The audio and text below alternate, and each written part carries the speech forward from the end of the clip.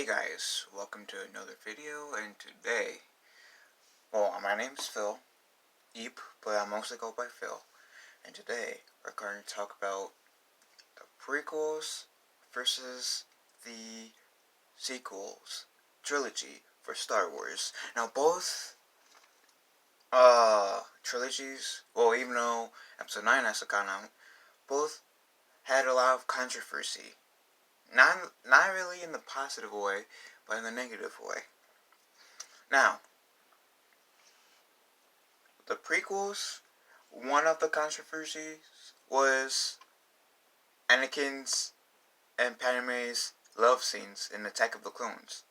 I'm one of those people that criticize that because they're so cringeworthy, they're so horrible.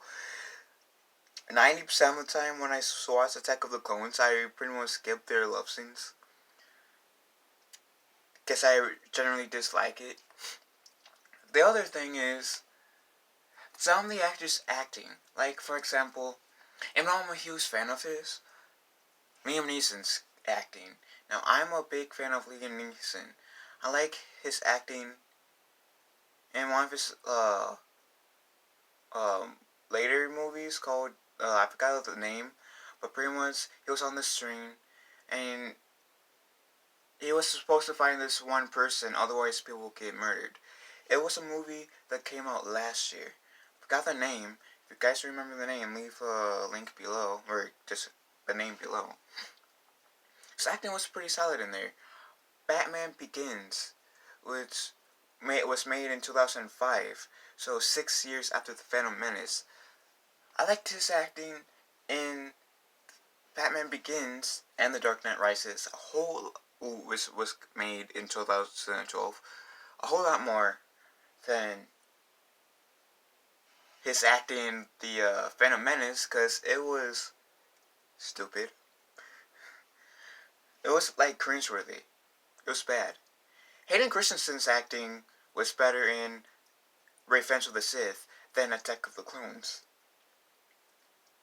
Ian McGregor is one of those favorite few actors, along with Anthony Daniels, different guys, whose acting was consistently good throughout the trilogy. And I'm not joking. There are other controversies that I may think of later in the video with the prequels, but let's talk about the sequels. Now, the biggest controversy, debatably, of The Force Awakens is pretty much a rehash of The Force Awakens. Now, I see it. I'm not really going to complain about it, but I see what a lot of fans are talking about. It is practically a remake of of New Hope. I mean, Kylo Ren might be a whiny baby, but I like how they're attempting to make him a Darth Vader Jr., like in terms of he wants to be as good as his grandfather. I feel like they kind of wasted that opportunity in The Last Jedi. Hopefully Episode 9 will do better. Right. Let's talk about her training. There wasn't really any training, at least not lightsaber. There were only 3 lessons. The first one was the Force, which I feel like it was a good lesson in learning, like, off the bat. It's the Force. I feel like after that we still have seen her learn some lightsaber moves from Luke, besides practicing on her own. Second lesson, because I don't really think it was a lesson, was Luke just telling Rey that, pretty much now that the Jedi are extinct, they're romanticized, deified. But if you separate the D's and look at their ultimate, if you strip away the good that they've done, then you see they really accomplished nothing. They allowed Darth Sidious to rise, take the Empire, destroy them. Then Ray makes a good point. It was a Jedi, being Luke, who brought Anakin, Darth Vader, back to the light side, creating Anakin to come out, saving the whole galaxy. Pretty much, a Jedi saved a Jedi to save the galaxy. So, apparently the Jedi did some good. Even if the Jedi Order was extinct, the Jedi did some good. Because, yeah, Luke Skywalker might have been a catalyst. Anakin was the chosen one. He fulfilled the prophecy. He destroyed the Emperor, creating peace in the galaxy. Yes, they might have fucked up a few times in the prequels, but it was ultimately the Jedi who destroyed the Empire. The Emperor. Luke and Anakin. More so Anakin, but still. Speaking of Luke, his character in The Last Jedi, I liked what they did in in The Force Awakens. Pretty much explained Luke was in hiding because an apprentice turned against him. So they kind of set it up for The Last Jedi. So much potential in The Last Jedi. But it was Luke went in hiding because his nephew had a bad dream and he was afraid that the dark side would come back. Not the best way to explain why Kylo Ren became Ben Solo became Kylo Ren. Not the best reason for Luke to be a grouchy old man. Now, granted that I said before I didn't mind Luke being a grouchy old man. What I do have an issue with is Luke's death. Yoda's death made sense. Obi-Wan's death made sense, and I can justify those two deaths. Anakin's death made sense. I can justify that. Mace Windu's death. I can justify that as well. The only Jedi's death I don't really justify, well, before I get into it, the Jedi in Order 66 death made sense. Crap. Not Ezra, but his master in Rebels. His death made sense. And I can go along with that. I can buy that. Even if they decided to kill off Ahsoka in her battle with Darth Vader on the season finale of Rebels on the second season. If she had died, even though she's one of my favorite characters of Star Wars, I would have been okay with her dying on the hands of Darth Vader. I could believe that. I could go along with that. Thankfully, they didn't. Thankfully, she's still living after the events of Return of the Jedi. But if she did die in her duel against Vader, I would have accepted that. As much heartbreak I would have, I would have accepted that. I could have bought that. But Luke Skywalker's death, it should have been more epic. Luke Skywalker's death should have been more epic. My brother said, well, Luke wanted to go into the Force, and he was an old man. It was about his time. Now, Luke might have wanted to go in the Force, but I'm still on the mental state where Luke, even though, yeah, he shut himself off from the Force for at least 10, 15 years. Let's just say 15 years. I still on the side where Luke would have just been passed out. Yes, we are able to see Luke as a Force Ghost in Episode 9, but it would have been cool to see Luke dying in Episode 9, but have a more epic death. Now, granted, if he had a more epic death in this movie, then I'll probably be okay with it. Depending on how he died, I will be okay with it.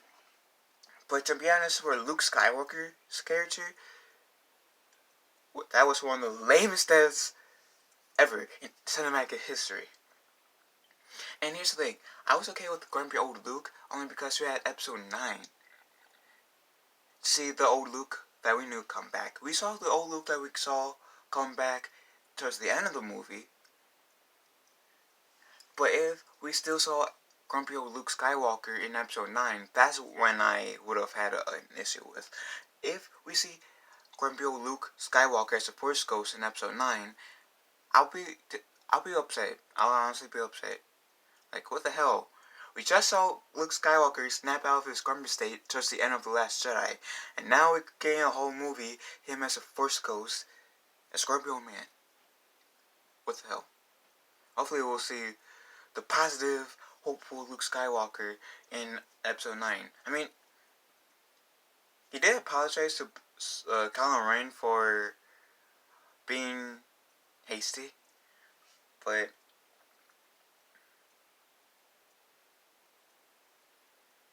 and we did see, even though he said I gotta face him, even though that to Leia, that was a distraction to get the rebels out. But I gotta admit, just the end of the movie, after Yoda's talk, like about the last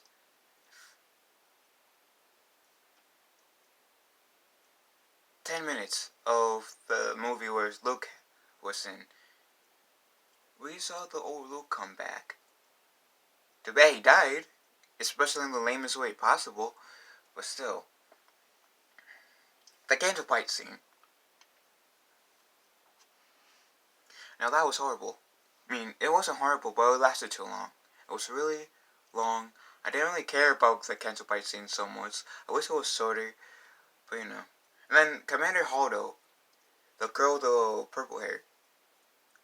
I know I made a video where I said curse responsibly and try not to call people curse words, but Commander Holdo was really a bitch in the movie. She was unfair to Poe. She was really a bitch, to be honest. Now, in the prequels, when Anakin and Padme were on Naboo, it was like a vacation, and I don't mind it being like half of the time on Naboo, their time on Naboo being a vacation, but the other half should have been a threat. Like, some sort of threat should have been on Naboo, where Anakin was forced to protect Padme, but he didn't. And then I already went over the cringy love scenes. And Anakin was too whiny in Attack of the Clones. I get that he was a teenager in the Attack of the Clones, but he was just too whiny. Now, Jar Jar Binks, yeah, he may have been extremely annoying in Phantom Menace, but I liked what we saw in Attack of the Clones, where he was a little bit more responsible, less annoying in Attack of the Clones than he was in the Phantom Menace. I liked that. The best character in the prequels has to be Darth Sidious, because yes, I feel like all the characters in the prequels had character development, unlike the sequels. But I feel like, in a sense, Darth Sidious' character development was the highest. Per se, I got to see his evil wits come out as well, which I liked, because that just made Darth Sidious more of a badass. Speaking of character development, there's not really any character development in this sequel trilogy. The closest one to having like the most is about Kylo Ren, because we saw his backstory and we saw why he dislikes his uncle, and that why we saw him having so much anger in the galaxy. I mean, if like one of my uncles, one of my parents, one of my brother or sister try to kill me in my sleep, yeah, I would be butthurt and I'll be angry too. So Kylo Ren is debatably so far the one character that has the most character development of the sequel trilogy. Rey's OP as hell, and I want her to be a Skywalker, because there's another complaint a lot of people have. In The Force Awakens, we didn't know anything about her heritage. We expected to have her heritage explained in The Last Jedi. Didn't. She's OP as hell, and I want to see her being a Skywalker, which would sort of explain why she is OP. Now, who else do I? A lot of people say that, a lot of controversial for Han Solo's death. I can't believe it. I I've bought into it. Yeah, I was mad when I saw Han Solo dying, but that wasn't because I thought he shouldn't have died. It's because I did expect it. Han Solo is one of my favorite characters, and I did not expect to see him die. It was. I'm gonna get a lot of hate for this, but it was an unexpected surprise, debatedly in a good way, because I did not see that coming. Well, I saw that coming in that scene, but if you.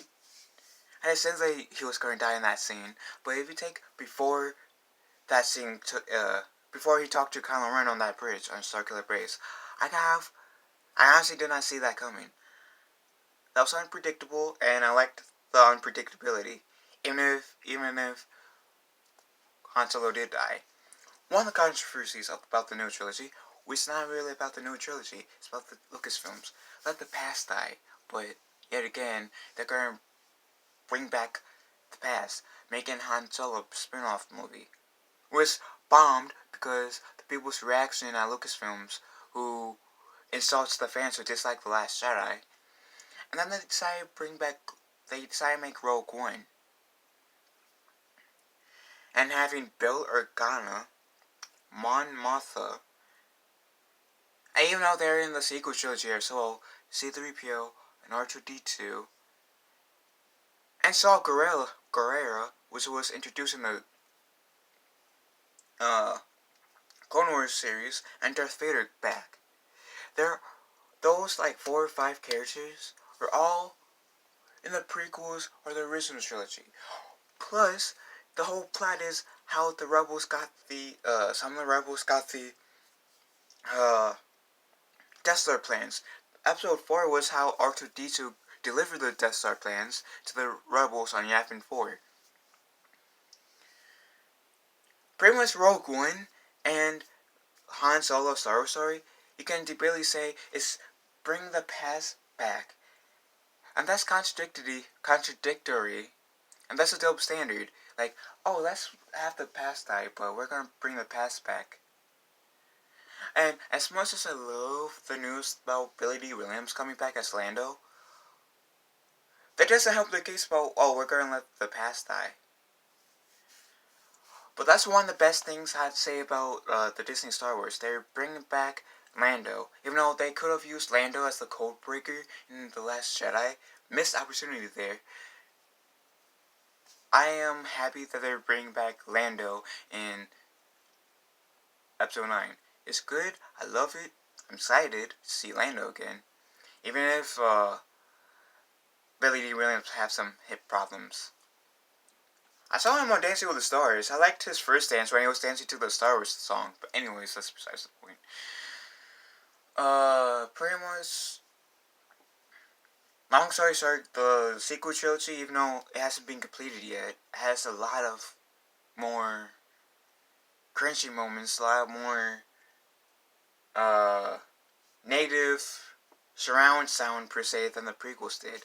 At least with the prequels, it was consistent, made sense. The Force Awakens may have a lot of sense, but if you look at the whole trilogy as a whole, with The Last Jedi and The Force Awakens, it doesn't really make any sense. There's not really any consistency, and unlike the prequels, there isn't really any character development per se. That's a whole controversy. So the people who are complaining about the sequel trilogy, not all of them are toxic, especially since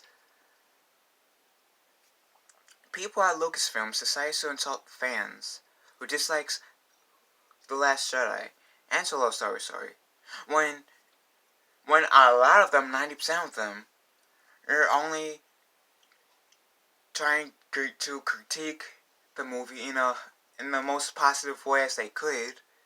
And yeah, like with that Star Wars girl, her first video, she pretty much showed her anger towards The Last Jedi, but I can tell she wasn't trying to be negative about it.